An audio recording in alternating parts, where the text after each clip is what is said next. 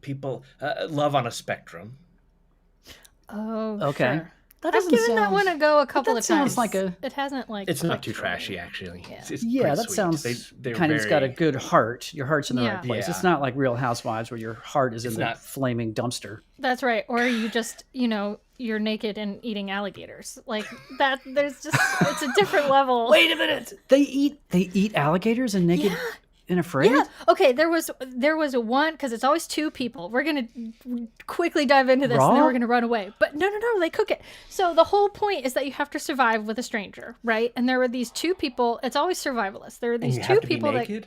yes, Why do you have to be nude? because you have to. It's reality TV.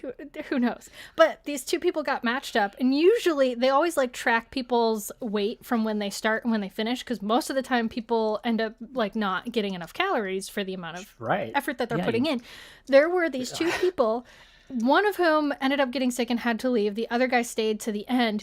But they managed to eat enough that they actually gained weight, and they were hunting like small alligators to sustain themselves. It was wild. Wait, so someone left and then he was naked and afraid and alone? Yes, because sometimes people end up having to leave the show for one reason or Trifecta. another. So and usually the other person wants to like see if they can still do it. Oh my god. Hey everybody, welcome to the Pocket Dimension Live. Where we are You're in for a clothed and doozy today. unafraid. Yeah, we're closed, but not for long. We'll see you back here in a second.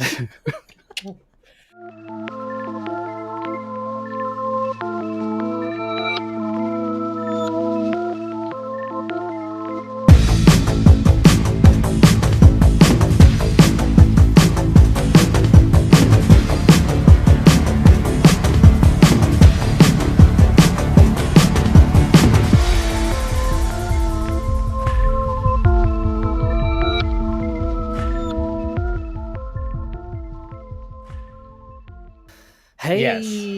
Hey. welcome everybody. Look, straight up front, you're probably here because you like games. Maybe that game is Dungeons and Dragons. Maybe. Maybe you're somebody who plays D&D, but now your friends play Daggerheart and you're not sure what to do. Or maybe you're someone who plays Daggerheart and all your friends play D&D and you don't know what to do. Well, fret no more. We've got your back. Today we're going to talk all about bridging the divide between the suckers who continue to play D&D and all of the beautiful chosen ones who now play Daggerheart. Daggerheart. Daggerheart. Darrington Press, please call me, DM me for a rebrand. It's Daggerheart, but all dogs. All dog. I would play that. I would play that too. Daggerheart. Yeah. Look, this is our timeshare pitch for Daggerheart. It is. Yeah, it there is. So welcome everybody. We'll get to all that stuff in a minute. In the meantime, welcome back, brother, from your vacation in the wilds of Wisconsin. How was it? Wisconsin wilds. Yeah, it was beautiful. I mean, it's, I think that Wisconsin, from some people, get a bad rep, but it is a gorgeous place. What it gets a bad rep? Why? Yeah, I mean, there's some, it is too much cheese. There's a lot of cheese. Oh, dear. There's a lot of Is there such a conservative. thing? I guess if you're vegan, there is such a thing, but not for me. Yeah, but it is Cheese curds, it's gorgeous. though, overrated. Oh, I don't know, man. Did you just say cheese curds are overrated? I've never had one. I've never had a cheese curd. Oh, okay. I'm just fine. A good cheese curd is. All right, shocking. I promise I'll stop interrupting you now, brother. Go. It's okay. It's okay. No, Wisconsin is beautiful, and there's this place that we've gone multiple times. It's this cabin, and there's no internet and no service. And the cool thing about this time around, we haven't been in a couple of years, beavers had built a dam out of the spring, and so they're slowly turning this property into wetlands. So we learned a bunch about beavers, and it was beautiful. We saw some beavers and we saw some turtles, and it's really great. And were they friends? Were the beavers and the turtles friends? They must have been, because the turtles were just hanging out. We saw way more turtles than we saw beavers. They were Hmm. they were pretty shy, but Well, maybe they that's were because the in turtles season. are hunting the beavers. Huh. You ever think of that? I mean, maybe Predator I won't say turtles? no. Yeah, predator turtles. How about It is this? an amazing thing. More cheese turds. I Well, quit. Dear Seth Yuck. and Evan, That's a good one. I quit. Good I one. But quit. also- I quit. Really, you love cheese turds that much? I don't like I love. I don't love them more than regular cheese, but I love cheese curds. You can't. a good fresh cheese curd. Nice out of Isn't this squeaky. world. isn't a cheese curd just like a cheese that's not finished being cheese? It's like young. It's a young cheese. It's very, not very young yet cheese. But it's snackable. Yeah, it's Regular very cheese snackable. isn't it? Let me also say this. Currently, Allison, our friend AK, is in Maine, right? Mm-hmm. And people who have had lobster outside of Maine have not actually had lobster until they. We can all agree on that because we've been to Maine. We've had. Yeah. Can we pause here Fitz? for a second and say that she Sure. let me know that yesterday she was at Red's and the line was very, very reasonable. And I was genuinely mad because I'm not there getting a Red's. I was like, don't tell me you're at Red's. You got to tell folks what Number Riz one. is, Fitz. Yeah. It's the best lobster you're gonna have in your entire freaking life. If you can't make it to Maine for some reason or another, or you can't eat lobster, watch the Somebody Feed Phil episode in I think it's Portland, Maine. Somebody goes to film Red's. McCracken. It's a food truck, right? Like you get No, it's in like line. a shack. A food like a shack. shack. Yeah. Better, even better than a food Mhm. truck. No Mhm. wheels on Even this, better baby. than a And food you just truck. roll up and you get your out of a window, right? Yep. You get a lobster roll, which if you don't know, if you live under a rock, you don't know what the lobster roll is. It's a hot dog bun split down the top, not split for a hot dog, but like very specifically and buttered. And then a very chilled lobster salad, right? It's like lobster and mayo. There's two different kinds. You can either get the Maine style, which is the cold, or you can get the Connecticut style, which is what I like, which is the hot with the butter. Mm, Yeah, I like the okay. Connecticut style. Yeah. hot. Yeah. Hot. I like a hot lobster roll. I don't like the cold lobster. Yeah. Now, can I go ahead and ruin lobsters for everybody? No. Okay. I won't. I think I've ruined them for you before. I just won't. I won't remind you about. They're what sea makes it bugs. okay. They're bugs. That's They're, okay. It's fine. No, it's not that. It's not that. It's worse than that. Oh, that they Okay. mate for life? that they made for life. But so that- you eat a lobster. So do and beavers, you though. are- Yeah, then you're Right, eating but people don't someone's really spouse. eat beavers. Not well, anymore. not anymore. Welcome to the Pocket Dimension Live, folks. It's Matt from Wisconsin. That's right. Let's welcome some folks. Hey, let's Disastrous do it. Goth. The man with the Cox. most velveteen voice in all of the Mm, land. Seth of all trades. Open world addict. Baby. Project Roleplay. What's up, Joel? Fire Drake. Dave Schramick. Gosh. Okay, Amy? Allison is here. Allison is here, and she has a solution to your problem, Evan. She says, that's Okay. fine. I'll just eat 2 lobsters at a time. You know, I challenge you to do this because Double I went to fisting. Maine on a vacation once. I used to date someone who was from Maine, and we would go there during the summer. And one of those trips, I tried to. Oh, I'm hearing myself now. Why is Sorry. that?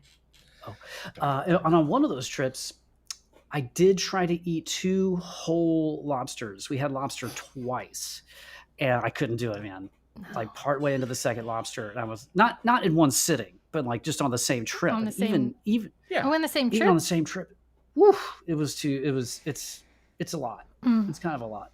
Mm. So anyway, if you can do it, I tip my hat to thee. Yeah. Into the.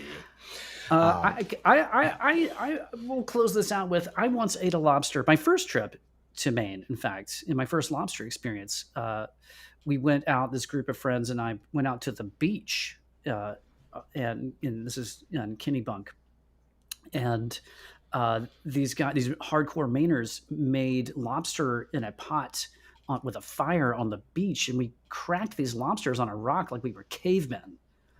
And there was like sand fleas jumping in our food. Okay, I could go without the sand fleas, but the rest of that sounds feral in a way that I think I would enjoy. Well, if you're gonna do it, do it. Oh. Disastrous Goth, you cannot recommend eating snake hearts for though. What? What? Snake hearts. Everything else about a snake, though, fair game. Yeah, I actually go have for heard that it. snake is quite good. You know, I've had gator. I don't, and I think I've had frog legs, which makes me sad now. But I don't really like the texture of amphibious and reptilian animals. So what we're saying is that you wouldn't eat a ribbit, Well, but would you eat a Probably galapa? good. Now we're tying this into Daggerheart. What ancestries from Daggerheart would you eat? Ooh, that's a There great we question. Tabaxi, 100% for me. You'd eat a cat.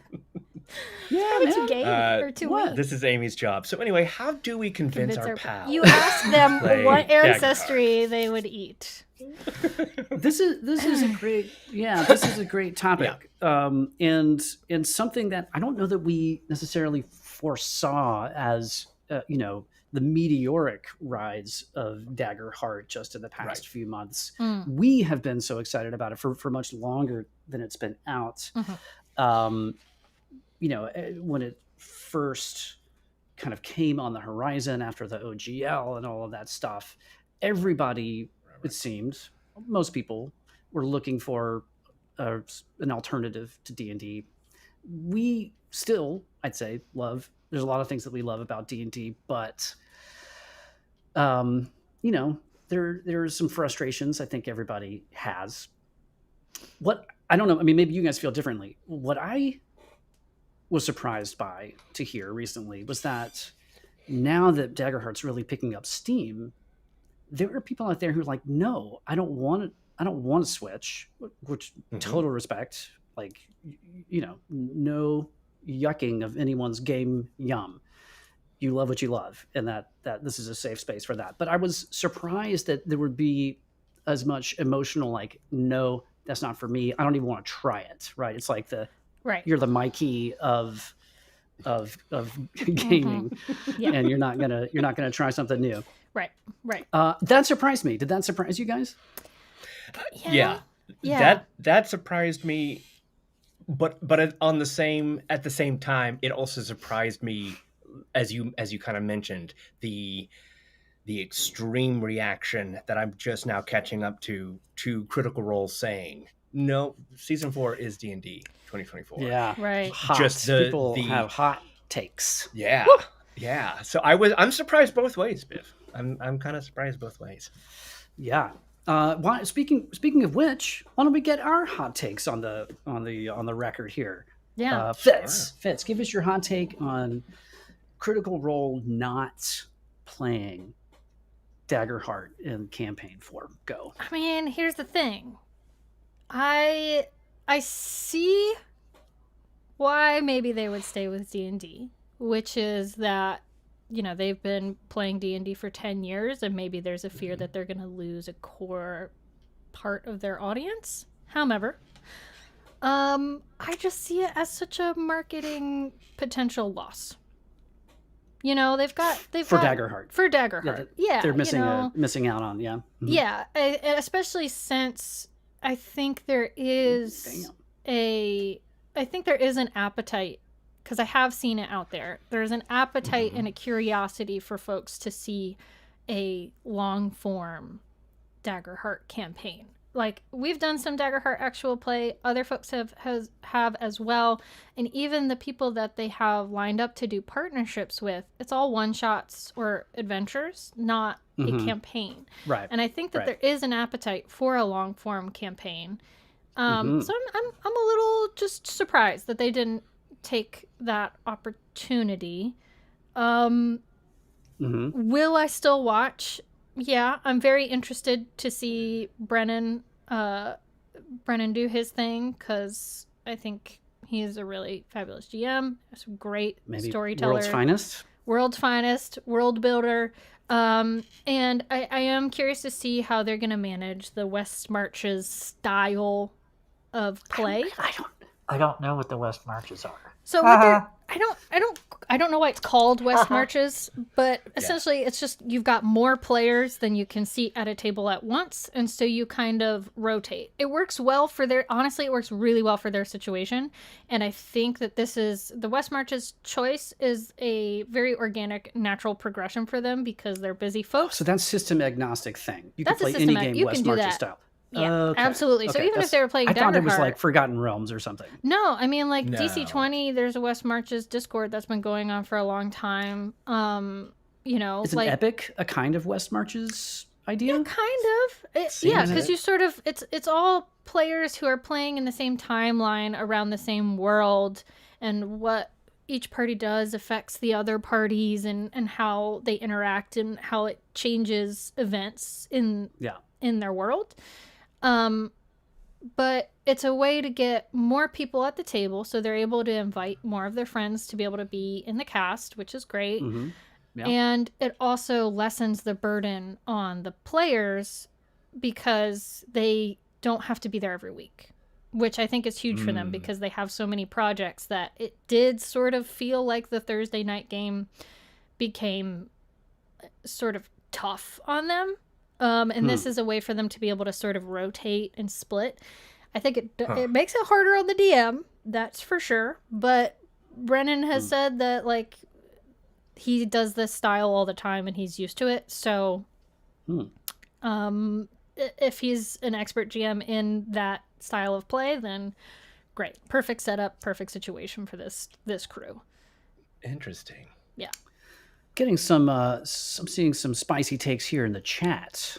I'll start with Amy. Just straight up, they're scared.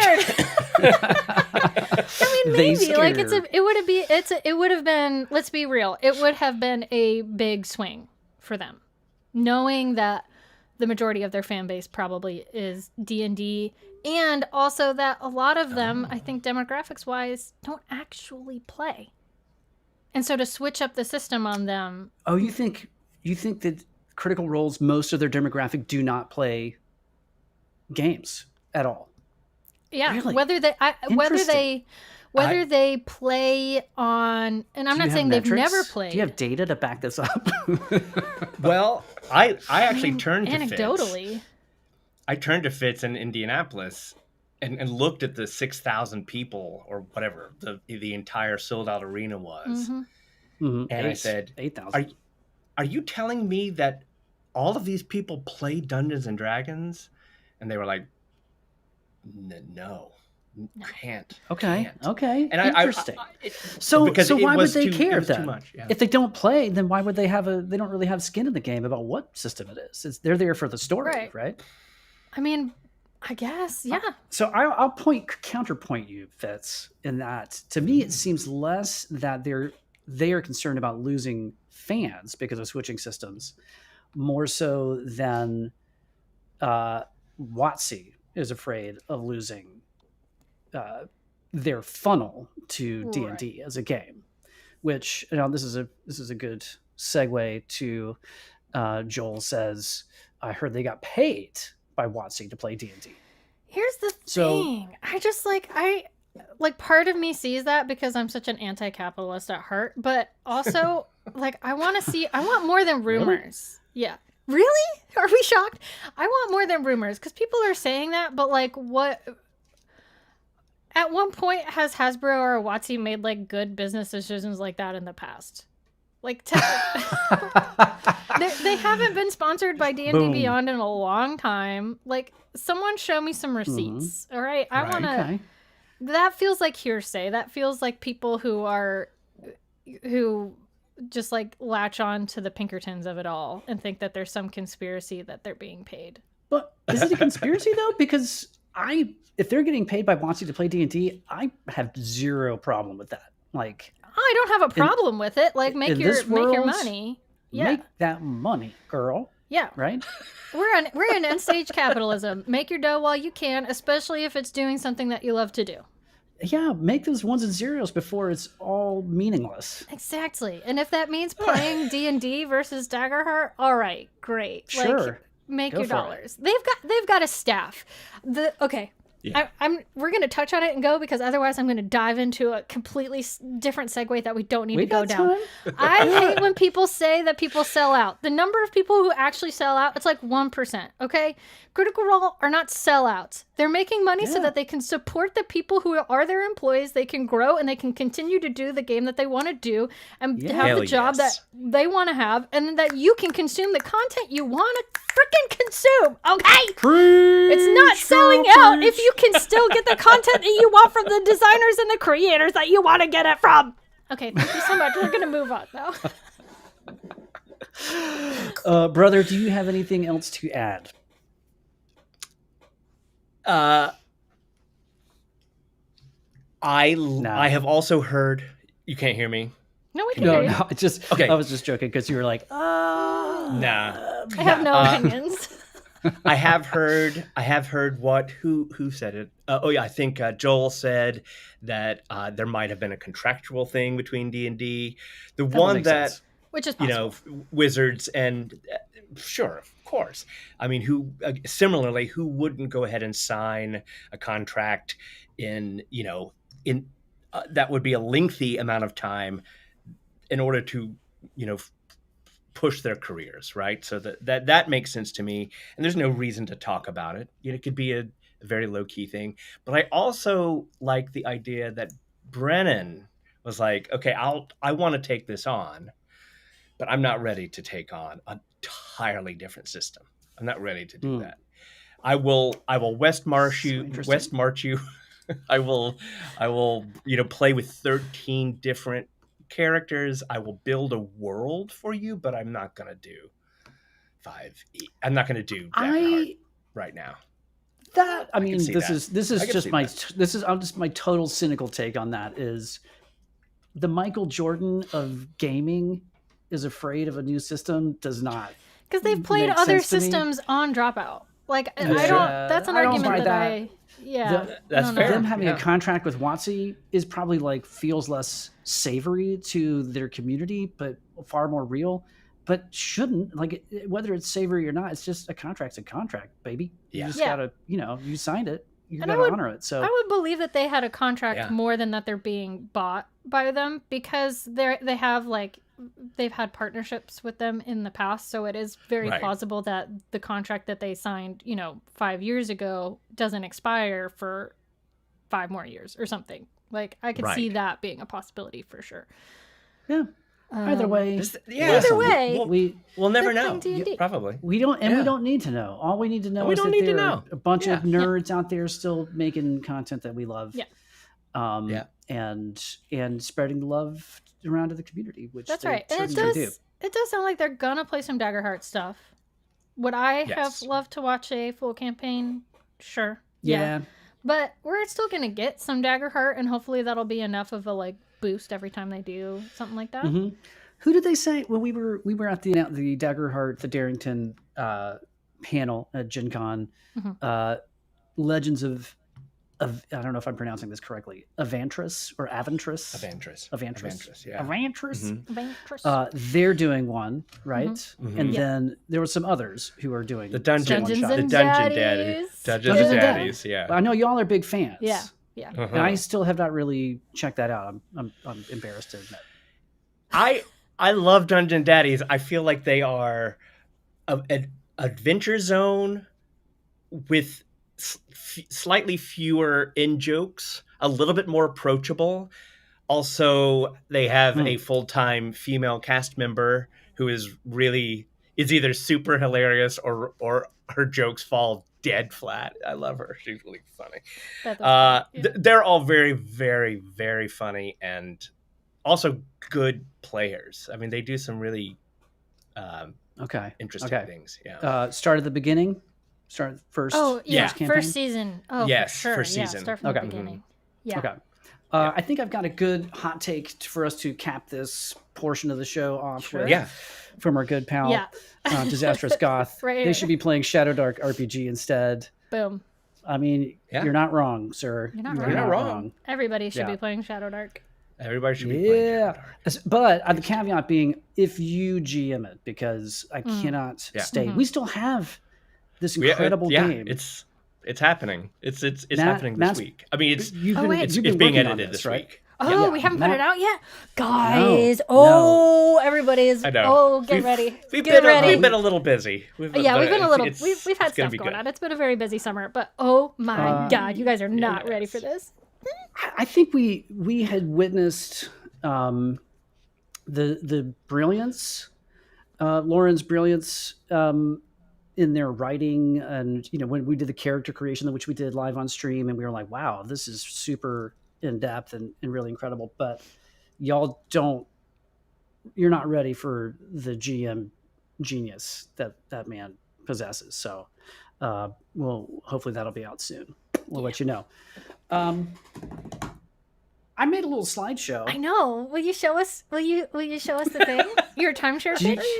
Yeah, I just figured, there are people out there. If like we said, if you are this person, or people, like, there's this. We want to bridge the divide. I just came up with a top 10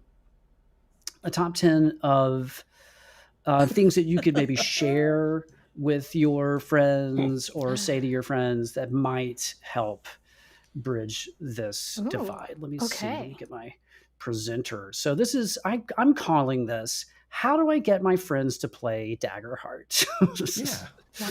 This is what we are here to talk about. Okay, This is it. Yes. So number 10. We're going to go work backwards. Number 10 is, in D&D, combat feels like only takes 6 minutes.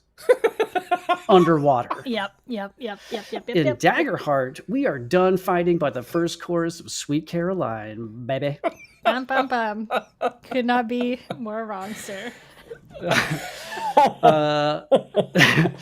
In all seriousness, this is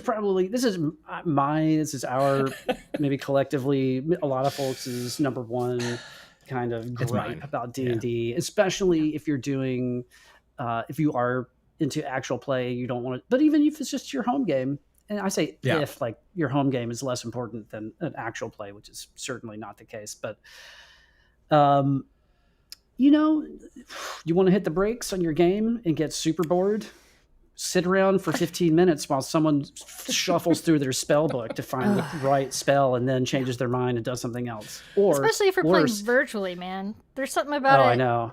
Because you've got the disconnect as well. If it's someone else's turn, and it's just disassociated.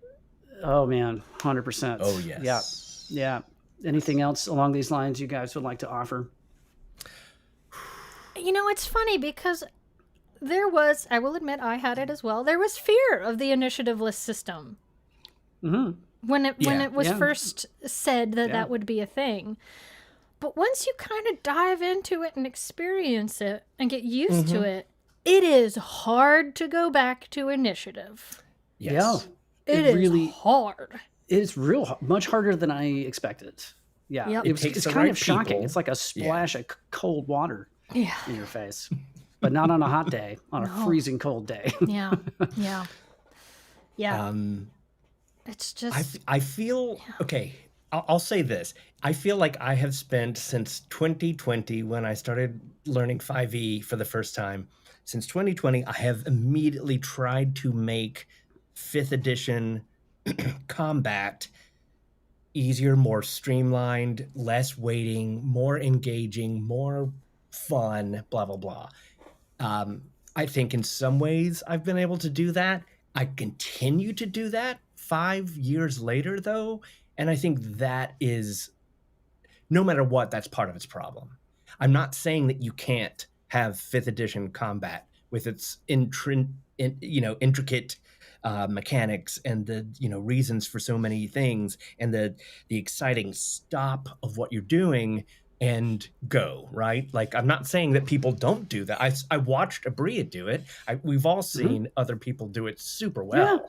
Oh yeah. But the fact that when you're doing it on the level of Crit Roll and Division 20, like, they know how to make it exciting. But confession time, even with watching and listening to some of the shows that I enjoy that are actual plays, they get to combat, and that's usually when I end up having to pause and watch it later, or I kind of fast forward. Like, I can't consume a slow combat. It's too boring for me.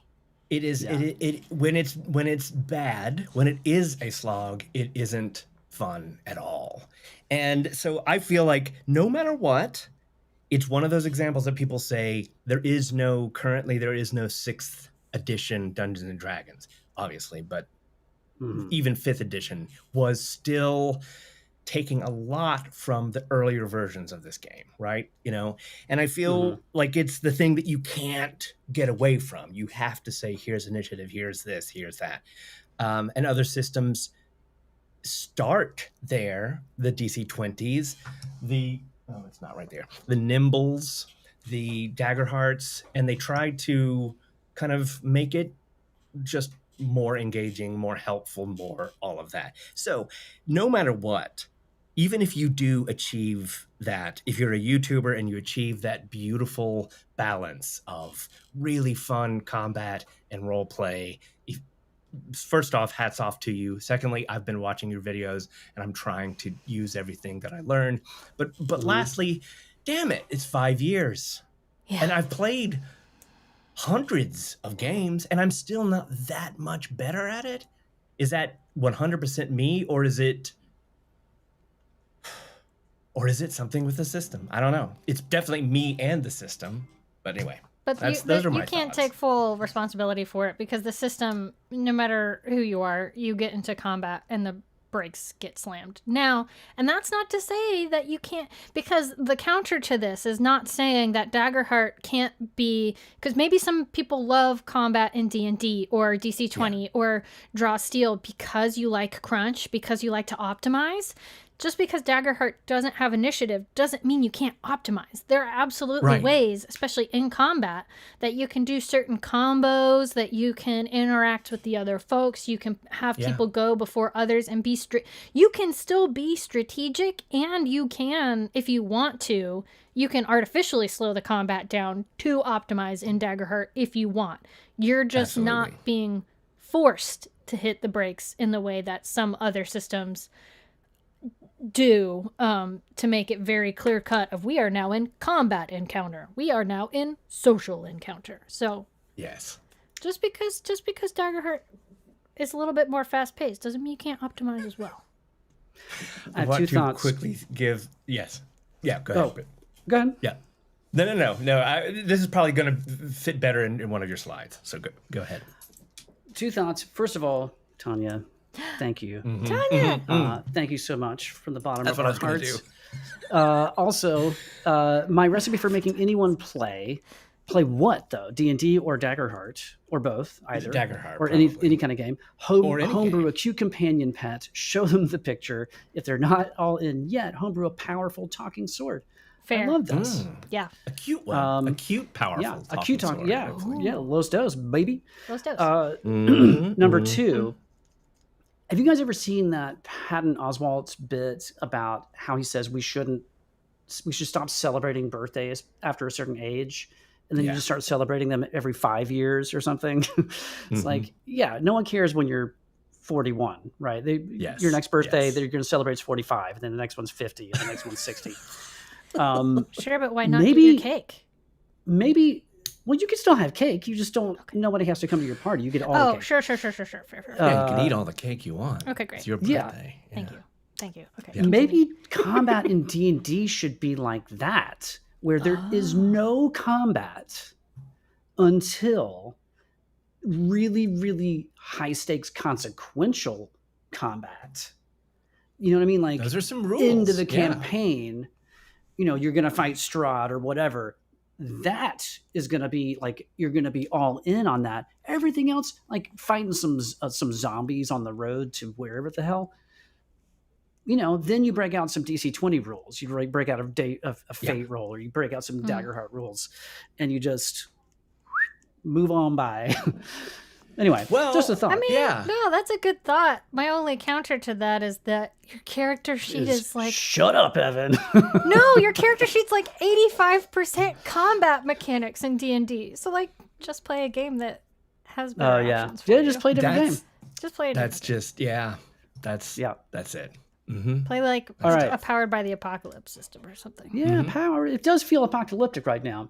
Let's move on to number 9. This one's very close to my heart. Oh, okay, The sure. hope versus fear mechanic lets you finally weaponize your anxiety for fun and profit. Oh, tell us about the profit.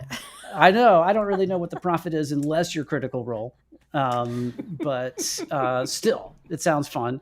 But weaponizing my anxiety, baby. Wow. I've been waiting for somebody to give me the freedom to do that.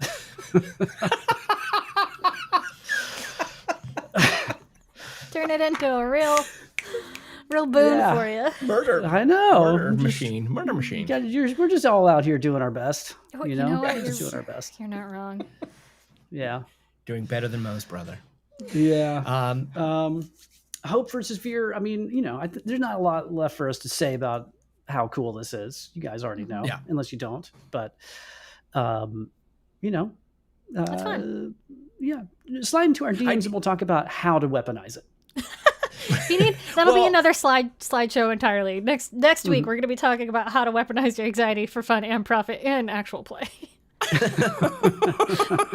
in reality, sorry, less jokingly, but this is true. I also, during the vacation, I read through the rules for Legend in the Mist, and also Tales from the Loop. That's why I got confused, because there's so many words. But both of them have a mechanic for you did pretty good, you did really good, and you failed. And similarly, hope and fear falls into that. Honestly, almost every game now seems to have a mechanic like hope and fear in some way, and I just think it's fantastic. D&D doesn't have that. They don't have that. No. It's the only one that I know of. It's binary and it's just business. It adds. I think it makes personally. I could see the argument against this, but I think that this helps GMs a lot. To have it is partly a roll of the dice, right? Like hope and fear give you something to work with. Yeah, that was. I think my eyes got open to that when we played Masks for the first time, because that system, the Powered by the Apocalypse, like D6 system, has it where it's like you critically fail, but with some sort of boon you succeed, but something isn't quite right, or you succeed and it's great. Like having those different options depending on how you roll is a fun way to just drive narrative even deeper. Yeah. Yes. There are a couple of things in the chat room that I want to go. People are feeling. No, I like this. Yeah. People are David spicy. says, I love it. Yeah. Genuinely don't understand that if a character creation option that he doesn't vibe with, don't play them. Don't see a reason to look askance at the entire system. My example of this was this game. This system that I learned called The Witcher. It is hard for me to recommend The Witcher for those that do not like very crunchy systems. However, David, to your point, the lore in that book is incredible. Obviously, they have gone to great lengths to create a vibe, and I absolutely see that. However, it's like dominoes. You know what I'm saying? It's like if you start messing with one, it can create an entire. We've tried it. We've tried to simply not do things in 5e combat, and it created issues in other parts of the role playing. That's just us, though. I get it. I totally get it. But that would just to kind of help explain why. Why we feel that way. The conversation surrounding that's been happening in the chat is that apparently some people don't like Daggerheart because there are cute ancestries, which just sort of feels like, okay, don't play them. Like, or someone else suggested using a campaign frame that limits the ancestries. Just like, Why are you not Right. playing a system because they have a frog person? That doesn't make Right. any sense to me. Don't play a frog person. Play one of Yeah. the other more like traditional or striking ancestries. Yeah. You know, when we were our last night at Gen Con, there was a heated discussion about Daggerheart with our very good friend Tay, Mhm. and he has. I wish he were here. He's got all kinds of spicy opinions. One of them was about ancestries, and I won't go into the whole the discussion that was going on that night, but he did bring up a point that I hadn't considered, which is, with Daggerheart, I think the point you were making, brother, was that they bake into the rules, and help me out here because I don't want to put words in your mouth. They bake into the rules of the game for the player, for the GM, all these different ways that you can adapt the game, which other systems don't typically do. Mhm. Mhm. Tay made an interesting point, which is like, okay, so you want to play Motherboard. That's one of the campaign frames, right? Motherboard, the Yeah, sci-fi one. which I always get mixed up with Mothership. Right. But yeah, right. Same. Or we do. Mother Jammer. Mother Jammer. Mother Jammer. Campaign frames. You want to play Motherboard, but is it? I mean, you could do a goofy spin with ribbits in it, but is that the vibe? I'm not saying you can just pick all humans. You can tell your players you've got other things to pick from. They clearly say But do you this need is difficult. Mm-hmm. like maybe the pain point is really they just need more expansive ancestries or maybe ones that are specific to those campaign frames, or of course they make it easy for you to homebrew all you want, Right. But if you want something that's more Blade Runner-y or whatever, Sure, but you know what that sounds like to me? I don't want any frogs in my Blade Runner. I mean, you know what that sounds like to me, though? A session 0 conversation. Yeah. Right. Because maybe you want to just be a group of frogs in space. Why not? Or you want to have a very sci-fi based, or you do want to play more straight sci-fi, than play Alien, or just as a group decide you're not going to play frogs in space. That just sounds like a session 0 conversation. All I'm saying is, from the outside looking in, if you don't know Daggerheart that well, I can see how the cuteness might be like, oh, I'm into the Rolling Stones and y'all are the Beatles. Y'all are too cute for me. Bye. Sure. Right.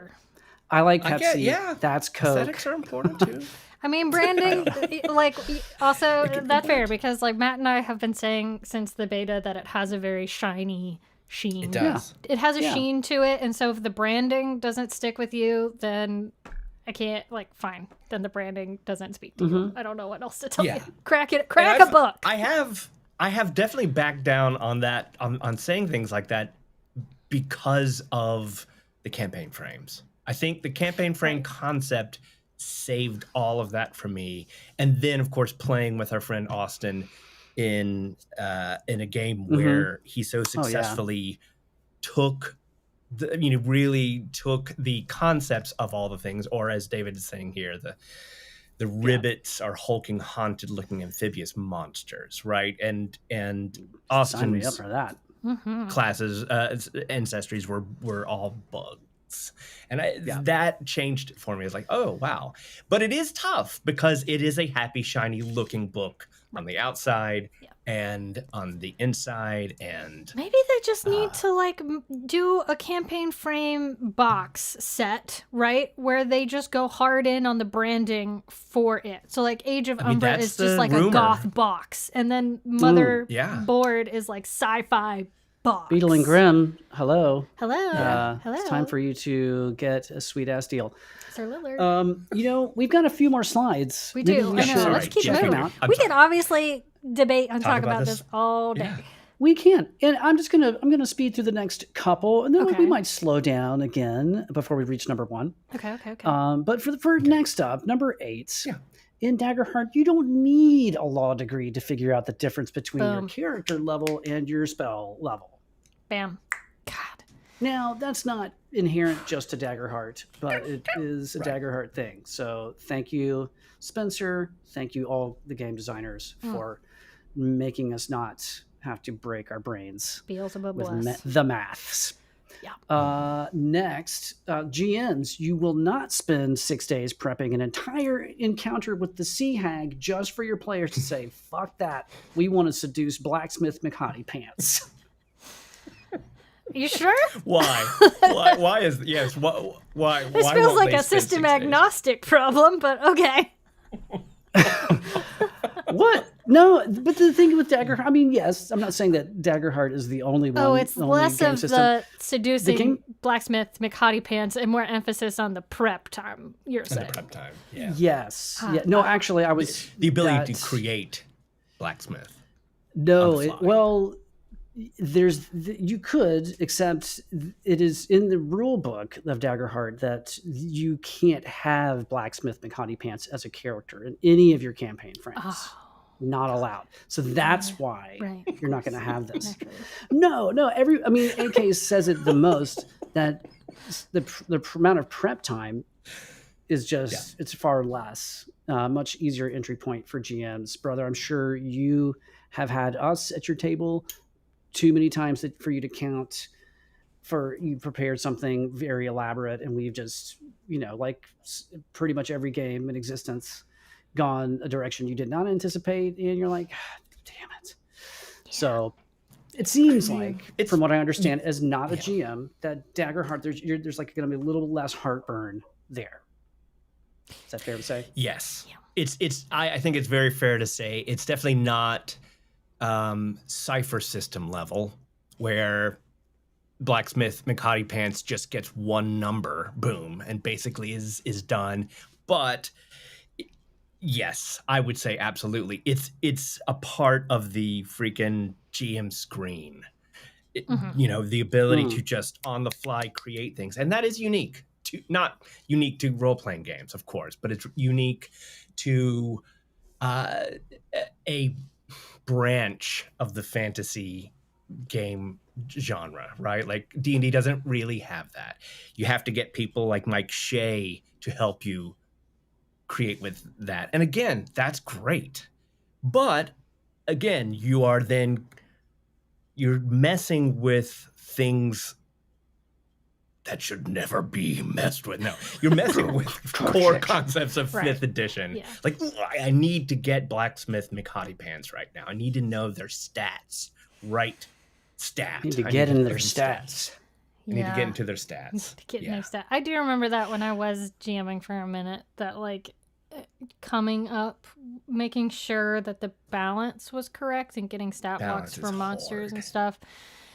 It was very time consuming, and Daggerheart, obviously I haven't GM'd Daggerheart yet, but having seen many people do it, and you and AK talk about it, the way that the tier system for adversaries is made, it seems like it is just so much easier to be less, you don't have to prep as much beforehand. So the lesson here is, do you like your friend? Do you like the friend that GMs for you? Great, why don't you save them a couple of hours and play Daggerheart? Right. There you go. So the takeaway here is you're someone who wants to play Daggerheart, but you're a forever player. You have a friend who's a GM. You tell them this. Guarantee, baby, they're going to get on board. With Number 6.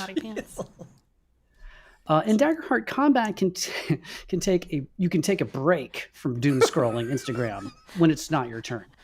So this is kind of related to right. Yeah, you were saying this earlier. Right. You're just, especially when you're online and it's not your turn, you're immediately just like, okay, I'm out. You know what? A little bit less psychic damage from your Instagram feed. You're welcome. Yeah. There you go. Number 5, in D&D, you argue about flanking. In Daggerheart, you argue about who gets to dramatically monologue first. Yeah. It's true. True story. It's very true. Number 4, D&D is like Monopoly with swords.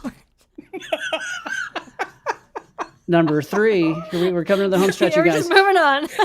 D&D character creation takes 4 hours. Daggerheart, 10 minutes, and your character's already booty calling their ex. You know what? You are not wrong about that.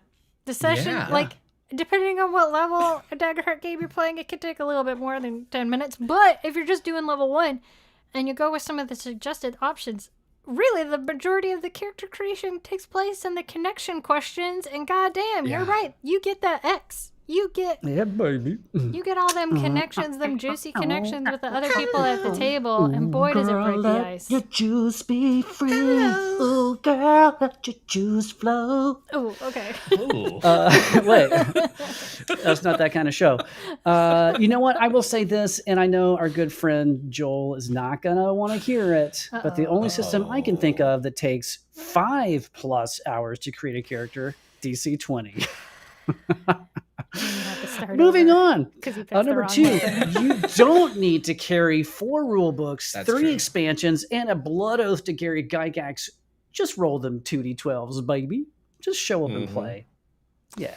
Although I can see people, I'm going to go ahead. We're going to pause here for a moment because I can already hear people going, but what about the cards? What about the little chips that you have to put on your cards? What about all the accoutrement and the accessories you have to bring for Daggerheart? That's fine. Guess what you can have instead? Demiplane. Hi, Demiplane. We love you so Hey, much. Demiplane, call us. Ring a ding ding ding ding. My DMs yeah, are Demiplane really, really does. I mean, this is no cap, kids. It really does make Daggerheart a better playing experience for me. I do not like to math. There are some crispy elements to Daggerheart. Even the armor and hit point mechanics, I still don't. I'm still.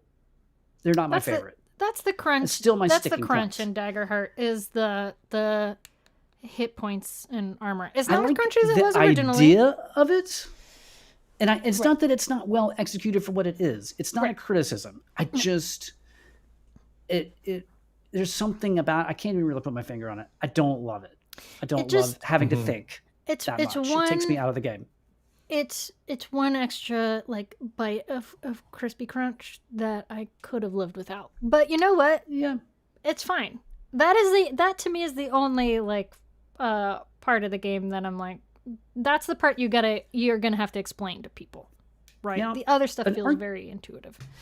An argument has been made on this show, and I think Fitz, you have yes-anded this argument that you still prefer the Daggerheart method, or that it has certain advantages that D&D does not. Oh, sure. D&D with you have a pile, you're just a sack of hit points, and you're just whittling down either yourself or the baddie, and that's kind of all there is to it. Yeah. I think I'm of the mind that I don't mind a sack of hit points. You like hit points? Because I don't have to think about it. I don't have to think about it. I know. Like, the problem and with I get to sack of do hit massive damage. Yes. Right? It's like, oh, I did. Yes. I mean, although none of my characters ever do massive damage, so there's that. But you need to get back but into I have the the barbarian ability to. lifestyle. I do. I really do. You've been playing a monk. They do a lot of little damage. What in the hell? Hang on, guys. Uh-oh. There's something. It's a creepy crawler at my door. Jesus Christ. It's a big. Look at this. There's a critter. That's a cryptid. Oh no! Which man? Oh, get out of here, you! Man, he's got opinions about Daggerheart armor systems, Evan. I know. And he has to talk about very it. mad. Yeah. Dear Tom, so, please. anyways, the point of all that is, yes, this is actually not super accurate. You can't just roll up with 2d12s and go. Yeah. That's not true. But Fitz, you're 1000% right. If you have Demiplane, actually, you kind of can. Yeah. You kind of can. Yeah. Now, I would like to present both sides of arguments for this because I feel like I can feel people behind their keyboards right now. So there is a thing to be said for a sack of hit points, which is it feels great to do damage. It feels great to have 200 hit points on your character sheet. That feels great. It does. The danger zone comes in if you're fighting a baddie that's just a sack of hit points and the combat becomes a slog. That sucks. In Daggerheart, what's nice about the hit point system is that you aren't fighting that danger zone of just a bag of hit points and the combat is a slog. We've already talked about how the combat in Daggerheart is not a slog. This is one of the reasons why. Number one. Number two, though, the thing, though, with the Daggerheart hit points and damage and stuff is I will say that sometimes when you do a massive amount of damage because of the threshold system, it actually can feel a little sad as a player when Yeah. you're like, I did 37 points of damage. And they're like, okay, great. That's 2 hit points you did major damage. And it just feels a little like, oh. Yeah. But I Hard Yeah. agree. But it's give and take. Like, there's a pro and con on both sides of it. So, like, I'm happy to live in one zone or the other. And to be completely honest, if it means speeding up combat and like having it be more dynamic, then maybe I'll take a little bit of a disappointment when it comes to major damage versus just feeling like we're in round 6 of initiative and I'm fucking bored. Yeah. I agree with both of you with the disappointment. But I also love the abstraction of it. And I love that some of it kind of filters out into, oh God, I've been reading too many. Not stamina. Oh, stress. Yeah. Like I like the idea that you're being hit by these things and a magic blast doesn't necessarily, it could knock you down easier than a knife to the throat, or vice versa. Like there definitely like the concept of what is your health, right? And then on top of that, stress. Yeah. Now, I mean, to be fair though, where Daggerheart fully wins in this is the scar and death rules. Like if we're talking about hit points and everything like that, being able to, because like if you get maxed out on all of that, you take a scar or something, and like that system and the death rules, I think, outstrip that part of the health mechanics. 200%. Outstrip Yeah. D&D for sure. But it is sometimes nice to be like, I just did 170 points of damage. Great, you one-shot this guy. I have a half-baked hot take on the death mechanics for Daggerheart that I need to really put some more thought into. Okay. But we'll just workshop this. I've had characters do death mechanics.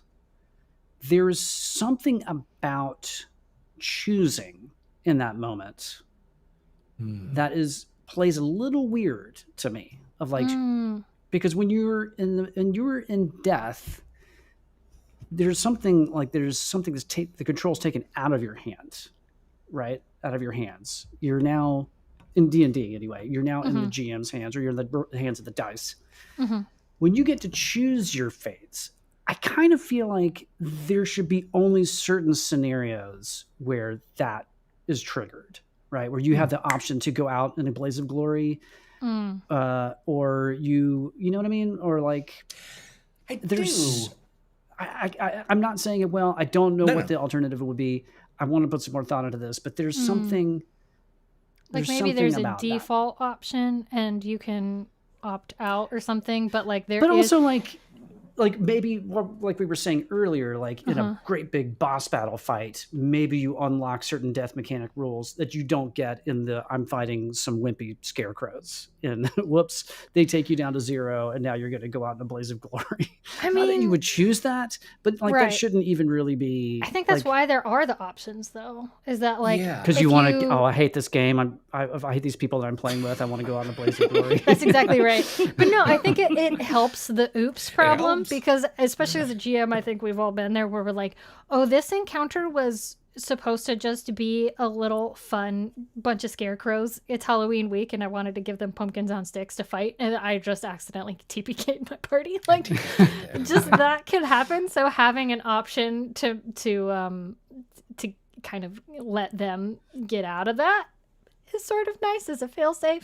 But I see what you're saying though, Evan, because having also done it, depending on the scenario, it does feel weird to choose. And specifically, I think, I don't know if it's out yet or not, so maybe this is a spoiler, but in our Queen's Light game, I remember being sort of pressured into choosing one of the options and being really let down by it. That I should have chosen the thing that my gut was saying.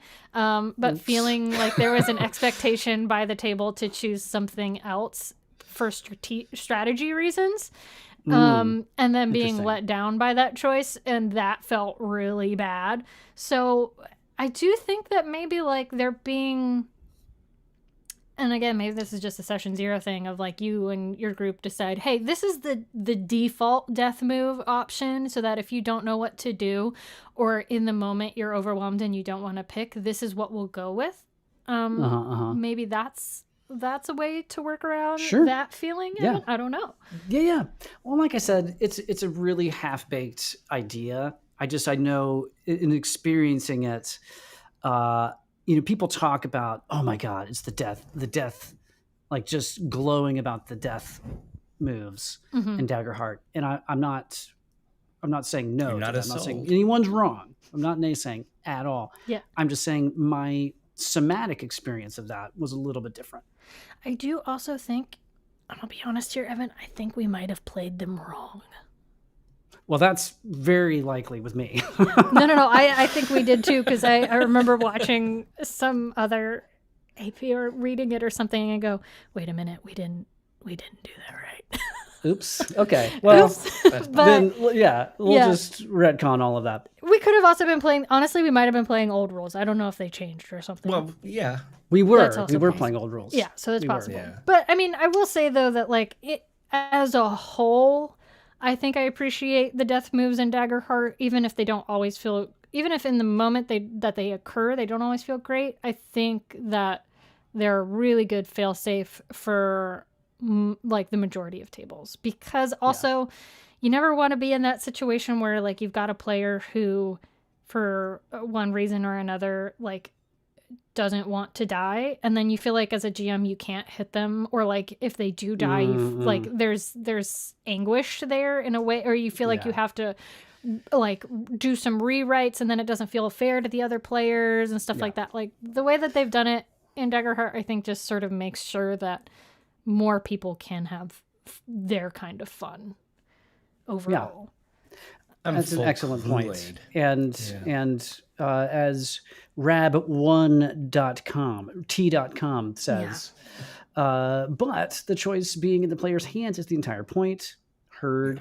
The whole game is pretty much about play. I'm not about taking away player agency. I think this is the thing about Daggerheart that everybody loves and has responded to emotionally in a very visceral way. Yeah. And not to say you can't like homebrew the death moves in some sort of way, or like pick one, like say you can't pick this one. Like as a group, we've decided you can't do X death move. Like basically you could do Meat Grinder edition of Daggerheart. People do that in D&D. I've played a campaign that was Meat Grinder death rules, right? Like you can do that here as well. And just make it harder. Not everyone's as gleeful about dying as I am. I understand. True. That. Like. But they should be. But they should be.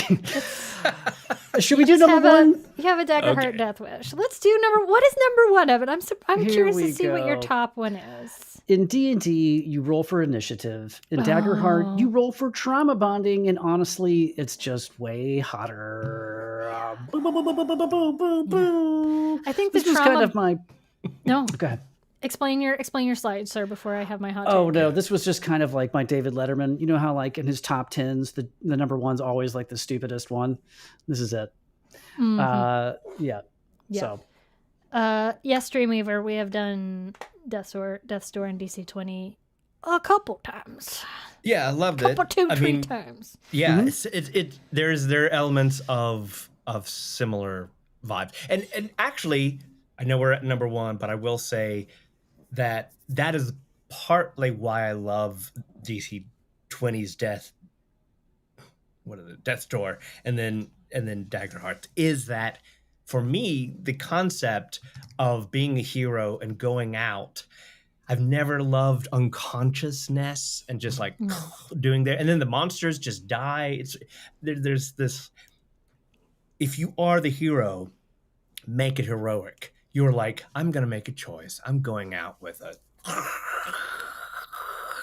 I think I can. That's fun. I think with 100% certainty, I can say, Matthew, correct me if I'm wrong here. I think you were the very first person to experience Death's Door in DC-20, because you ended up on Death's Door at Gary Con. You mean in history? In history, I think you were the first one. Wow. Publicly? Now we don't know where Alan played the early versions before, but. I don't know that he had really had played it before Gary Con. I could be wrong, but I think if you were not the first, you were in the top 5. I was one of the first people to die in Yes, DC20. in DC20. And it That was being amazing. said, it was amazing. Alan You is actually just had a- willing to kill you. Yeah. You know? Right? What is that? And you what were does that willing say? to die. I remember the moment like it was yesterday. There were was very good. goblins. There was a wolf, goblin riding a wolf. It was a whole thing, wow. and it was really fun. Yeah, wow. Loved dying. Nice. Now, as for But anyway, number one, yes. though, yeah, Number I mean, one. God, love a trauma bond in your TTRPG. It's what brings us Yeah. together. It's why Oh, we yeah. love D&D during 2020, you know? That's right. Mhm. Oh, And yeah. Daggerheart gives you more options for it. Yeah. I think the only system that allows you to trauma bond deeper than Daggerheart is divination. Oh, yeah. Great point. Excellent point. Oh, yeah. You got to play. We need to play again. Really do. Really do. With me being there. Yeah.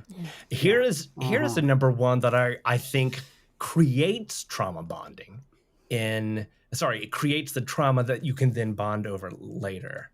I'm with Tanya on this being my number one. Oh, wow. In Yeah. that you'll never have the awful discussion. The hag dragon is resistant to magic, but what I have is psionics actually. Nice markdown too, by the way. Full A+ on that whole. Tanya, Yeah. Matt is now your You fan. went for underscores instead of asterisks. Nice. Yeah, love it. But for me, that is one of the things I love about Daggerheart, which I know absolutely lots of people do not like, and it is the very nature of all the descriptions. It's the very nature of the they have to write it so that it fits on a card. It's the loosey-goosiness of all the things. It's supposed to be the conversation. It is not supposed to be as rules lawyered as other games are and can be. Right. And it is A-okay if you love knowing those rules and feel like lawyering them. They provide joy to many. But yes, I've actually, I've left a game very upset by those very, not specifically psionics, but something very similar to that. I've like, there was no reason for us to have an argument about that. Not any reason.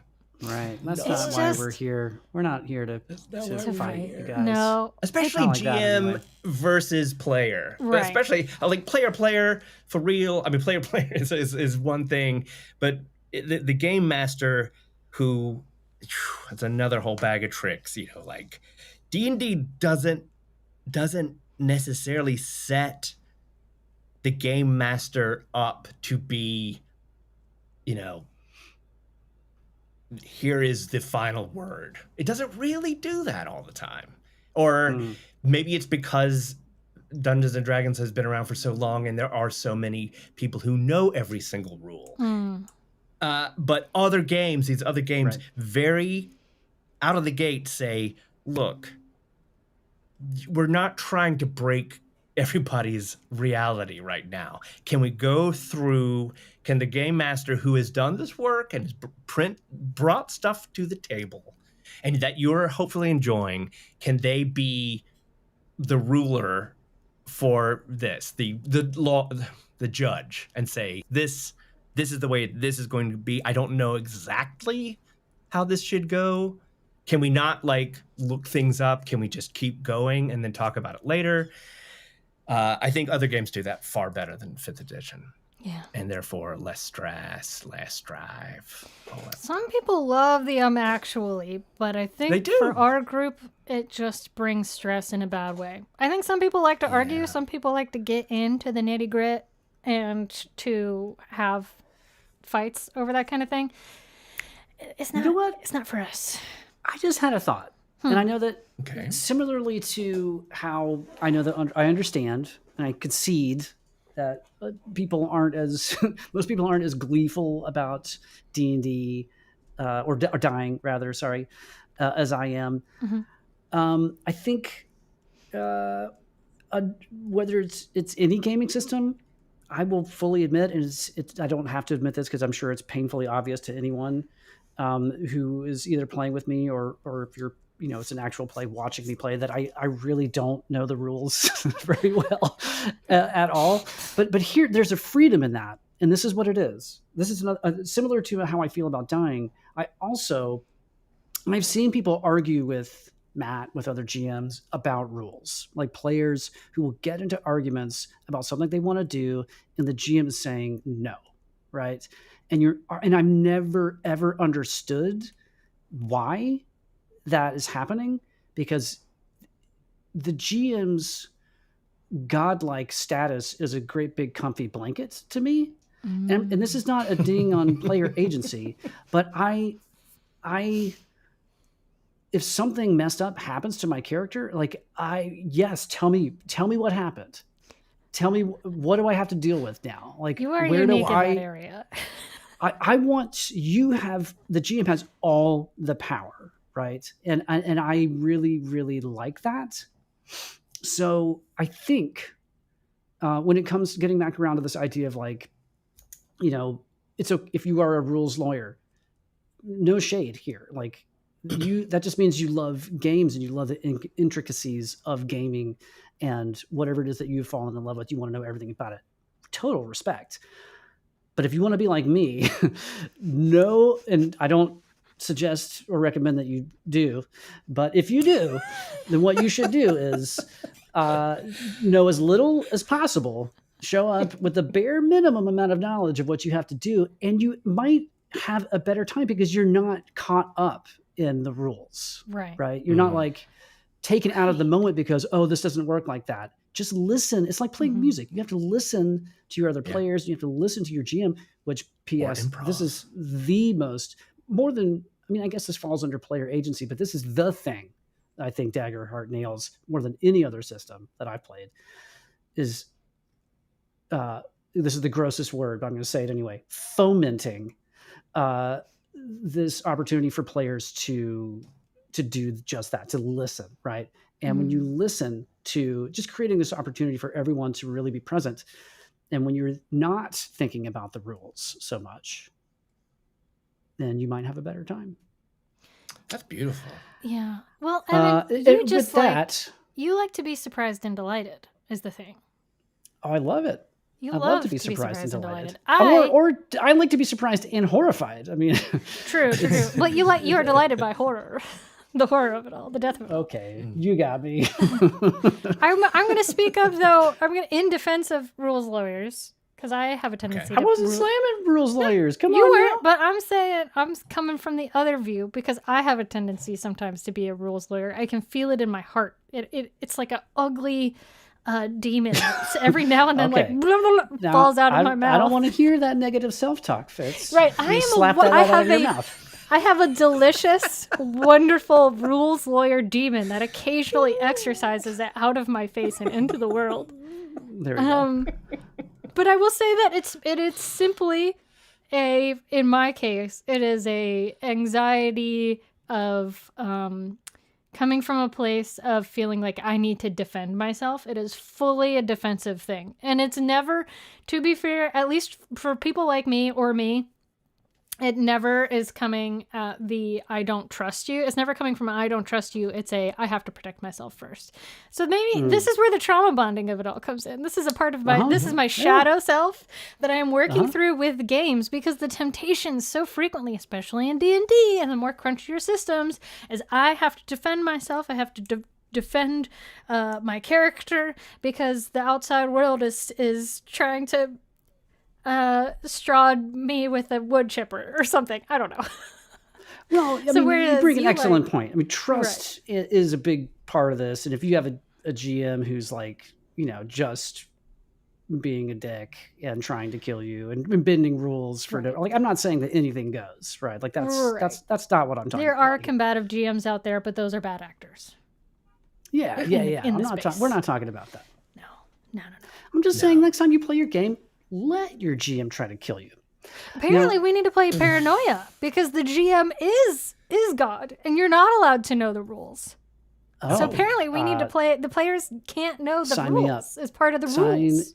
me We've up. got.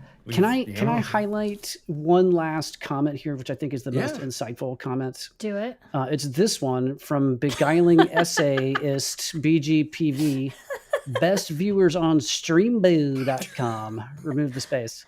I just thought that was really poignant. You know, that's really insightful. You know, Yeah. what we're here to do, folks, is to remove the space between you and your friends and the .com of Daggerheart. You know, let's just really touch. Jesus was in between. Get We're Jesus out removing- of there. We're getting Jesus out of there. We're just touching. Bump slap uglies. Wait, what? What? We're bumping I do. 2d12s in this Daggerheart system. I have a clack. cap that has been formulating in this No in cap. this time. Let's do it. Yeah, just a quick cap. So, if I could go a little deeper, I think that this channel We must. in there was a part of us that was very much hoping that season 4 was going to be Daggerheart.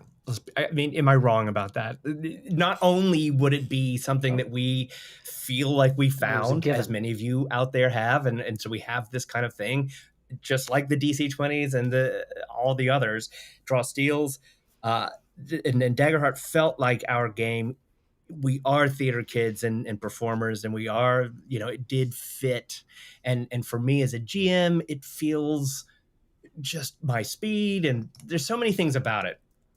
And I think that secretly we were hoping that Daggerheart might be chosen, and therefore more attention to it, more people playing it, more people learning.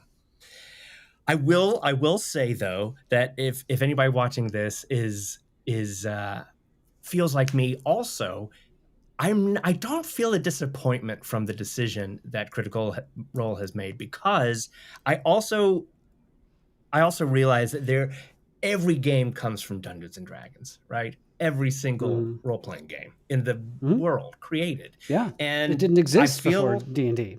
It did not exist. Games did not exist. Yeah. They did not exist. And they were born in those rooms. I mean, different places, but they were born in those rooms, and they are the reason that we even have feelings about Daggerheart, Dungeons and Dragons.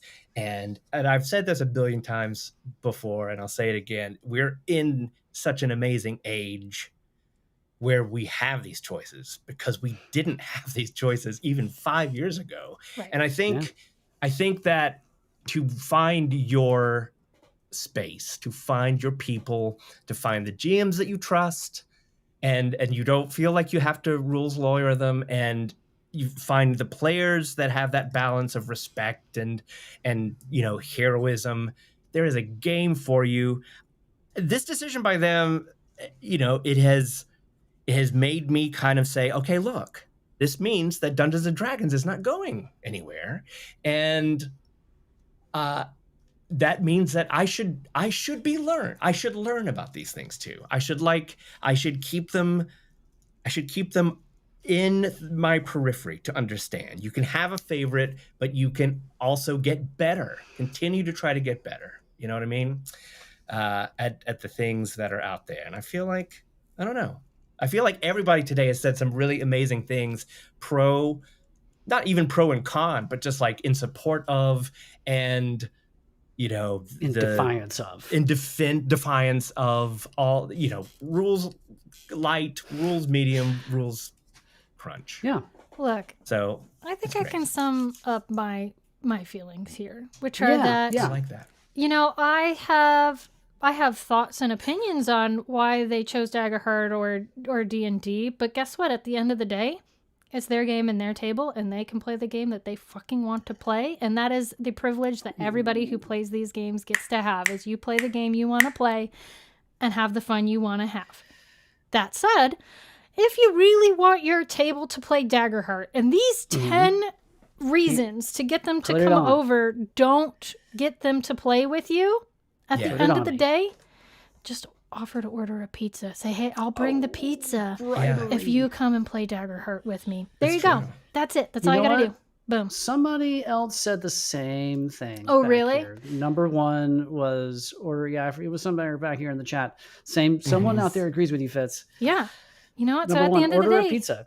if you really want to Order play, pizza. and it doesn't even have to be Daggerheart. If you really want to try Shadow Dark, or if you really want to play Heckin' Good Doggos, Nimble. Just say, hey guys, let's play Nimble tonight. I will buy the pizza. Boom. How can I I mean, remotely buy some if your pizza friends with refuse pizza? that, they're either Not your dumb, friends. vegan. I mean, you can get a vegan pizza, I guess. Yeah, but You Why? can. why? You can get vegan pizza. You can get gluten-free pizza. It's all I'm just out kidding. there. My in-laws, my brother and sister-in-law, they're vegans. Veganism's great. Go plant-based. Enjoy. Live your life. But if you get pizza without cheese, you are wrong. Yeah, if you say no to pizza, I'm with you, Fitz. I'm just trying to say I'm with you. If your friends refuse pizza, then yeah, They're not your friends. Get better friends. get better friends. Yeah, go for it.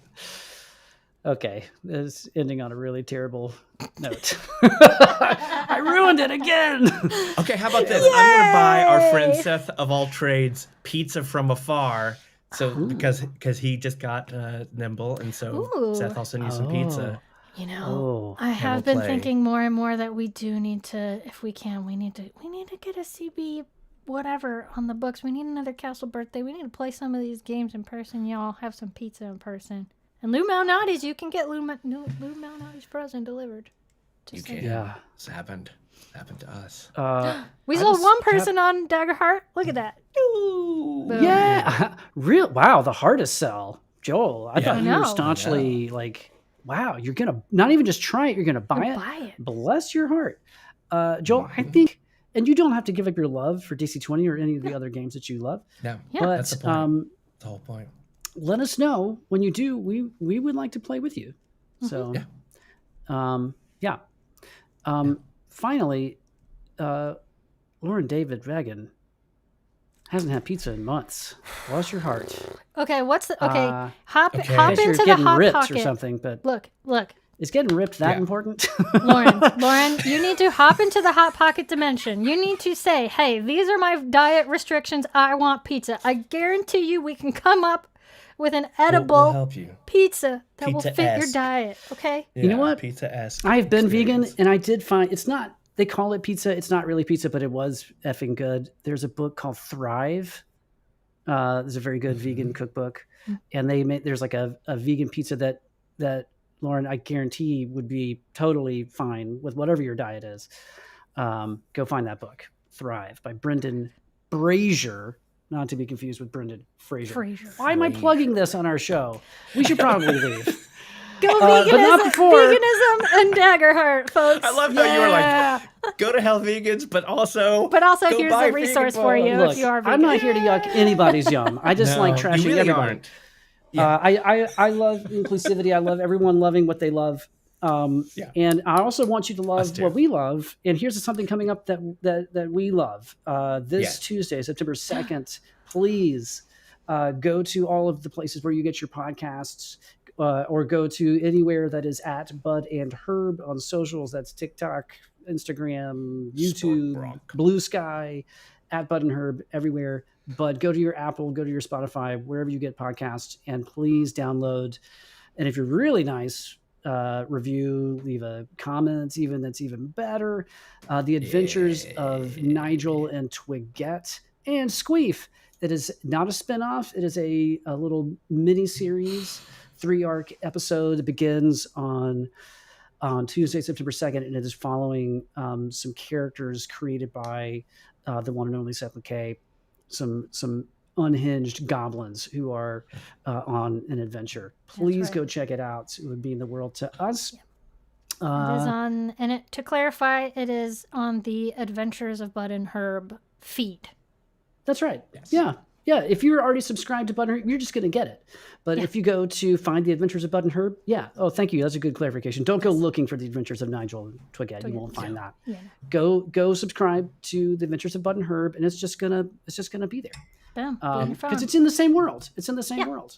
Yeah. So we're super excited. We're super excited for that. It's really fun. And season Anything 2 else? coming down the pipeline. Yeah. Are we getting Matt?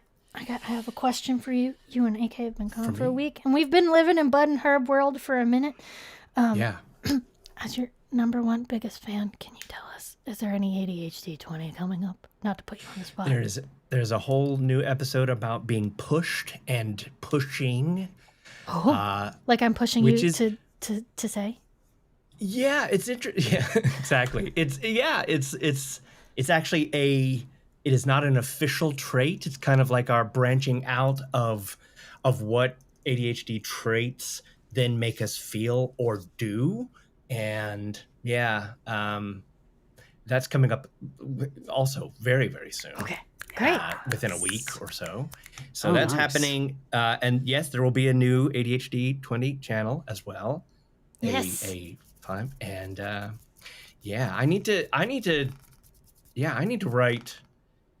No, that's too big of a conversation. But I was very excited to hear the Dungeon Dude's new thing that's coming up with Yes. oh my god, it looks so good. So I need to get him on the horn before that happens. Yep. One of the to see dudes. if- Mhm. Yeah, Oh, please do. because that is super. I wanna that talk to looks- them. and I They just just- want to.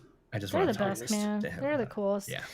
So we've got, I mean, it's an Stuff. this fall is going to be super freaking cool in the TPD universe between, Yeah. I'm excited for what we got coming down the pipeline. Get your subscribe buttons ready for when we drop the ADHD 20 channels. But in the meantime, go ahead and warm up those subscribe fingers with subscribing to Bud and Herb. And then Yeah. we'll put out the call when ADHD 20 raises its flag. We've got some good shit coming for the rest of 2025. I'm very excited, true. you guys. That's very true. Including the Shadow Dart. I can't believe we haven't put that Shadow I Dart know, thing I out know. yet. That's There's just so much. I have to go can't wait edit to right watch now. that. I've got to go. I I know. will say that I have, it's hard for me to go back and watch, actual play that we have made. Because sometimes you just don't like to watch yourself. Right. I'm excited to see that again. If for no other reason, just to really see good. Lauren go. Like, Yeah. You Man, guys, if you what a think you know what Shadow crazy Dark jam. is, you do not know what Shadow Dark is You don't until know. Lauren is behind the I mean, driver's. I truly, driving wheel. yes, I truly felt like, I'm sorry, I've been interrupting. I've been so bad today interrupting people. Me too. I'm very excited about. We've been talking about exciting things. Sorry, I just interrupted you about interrupting. Continue. Thank you. Good. No, I honestly, and no shade, brother, no shade whatsoever. But I definitely felt like after I played Shadow Dark with Lauren, I was like, oh, now You get it. I fully get it. It was just next level. Yeah. And, think and it's a hope you don't take passion that I thing. personally. totally agree. I totally Yeah. agree. It's the experience of playing with AK when she had GM D&D versus Daggerheart. Like, you can feel the passion behind it. Like, Lauren has the passion for Shadow Dark. AK has the passion for Daggerheart. Like, Yeah. when you get a GM who is just locked into a system, Yeah. Yeah. If you haven't already, Again. please go to your local Amazon store and purchase all of Lauren's amazing publications. Soul Yes. Blight is Yes. the campaign setting they've created, and it's dense. It is like Lord of the Rings style. Like wow, color, like just the color is incredible. So, Yep. well, I shouldn't say color because it's Shadow Dark, but you know what I'm saying. The lack of color on is that incredible. monochrome. note, Yeah. Yes. should we peace out, you guys? Yeah, I know. With 2 minutes to go before we're 30 minutes over. I know. You come over to my house, you could have leftover pizza. All right, I'll be there in three. 4 What days. do it be, like 4 hours ish? You think 4 hours? I could be there in 4 hours if I hop Sure. on, depending on the flight times. Hop. Yeah, that's true. I'll just waddle over to LaGuardia, see what they got. I'll be down in a couple hours. Yay, baby. We'll play we'll Shadow see Dark you and eat guys. We'll have AK back. So come Yeah. back next week. Or Yeah. we'll have AK and we'll be back to all of us. And That's right. thanks everybody. And more exciting topics that we already have planned for you guys. I think Don't that's worry, I know that you were. Bye.